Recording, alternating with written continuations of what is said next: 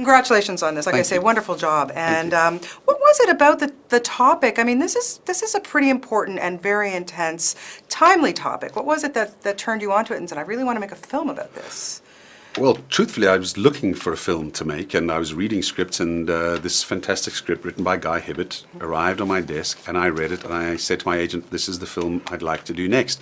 And having sent it to me, he then sort of got all nervous and said, well, but you realize it'd be very hard to finance, and it's, you know, quite controversial. And I said, yes, and it's completely current, and it's about what's really happening in modern warfare. Yeah.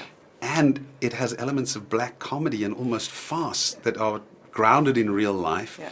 And it's got a fantastic opportunity for Helen Mirren to play a role. And he said, where do you see that? Because that character was written for a man. Yes. So I said, because we're going to give the colonel make the colonel a woman, because I don't want this film to be a war movie for guys. Well, I want it to be a movie about war, but that is a conversation starter for men and women. Yes. About a subject matter that I think is very topical. Well, she's played the Queen, so for goodness sake, she could be the Colonel. Exactly, it's a downgrade. Yeah, really, I mean, come on. Helen Mirren's downgraded from Queen to Colonel, I like that. Come on, Gavin, really, can this woman do no wrong? Like, have you seen her in Trumbo?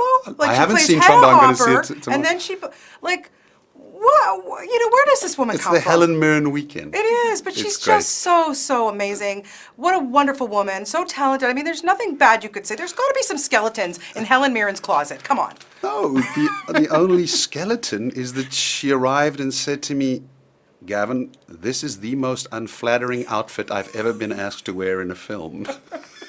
Well, wait till you see And I said, do you want me to tailor? She said, no. Is this accurate? I said, yes, it's good. And that's what's so wonderful about it. She commits to the character 100%. By the way, I think you look amazing in the film, Helen. I hope I haven't just put my foot in my mouth. No, you haven't. She does.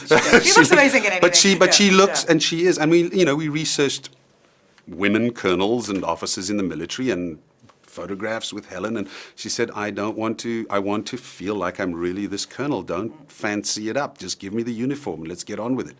And I'm very grateful for that. And at the same time, I'm grateful for the fact that we were able to have a woman in the lead, and it wasn't a male colonel, because I think that it would have been just kind of been there, done that, seen it before.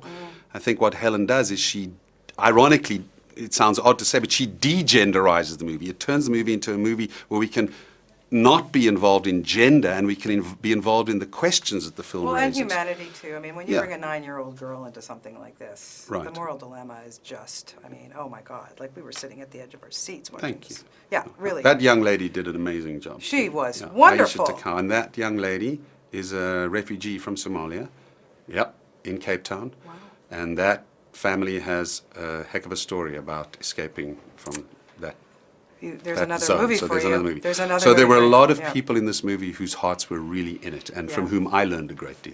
Okay, there's a great line in this movie. We're connected electronically, but are more disconnected than ever. Do you agree?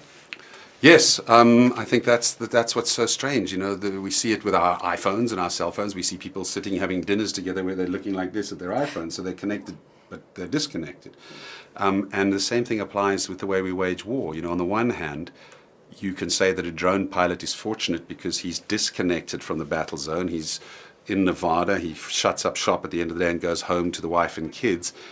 On the other hand, that disconnection is causing tremendous new forms of post-traumatic stress, because how do you decompress when you're in the war zone? And this is from speaking to a lot of pilots. One in particular was very helpful, who was both an F-16 pilot and a drone pilot. Now he's a drone pilot. And he said in some ways flying the F-16 was much less stressful because it was fun on some level to fly a really fast plane. Sure. You dropped your payload and left. You didn't have to go and look at what you'd done. And he said when you fly drones, you got to go home to your family, having had one hell of a day and having had to visually go and look at the damage you did. And then there's a part of me that says, good, that makes you accountable. But at the same time, if you're 19, as some of the sensor operators are, they don't cope so well. So you have higher incidence of post-traumatic stress in the drone pilot community than you do in the fighter pilot community. Yeah. Which you wouldn't have thought. Yeah, absolutely. Well, wonderful job, like I say, and just keep bringing us these great movies that you give us. Thank you so much. Thank you so really, much. Honestly, I'm a huge fan of your work. Thank you.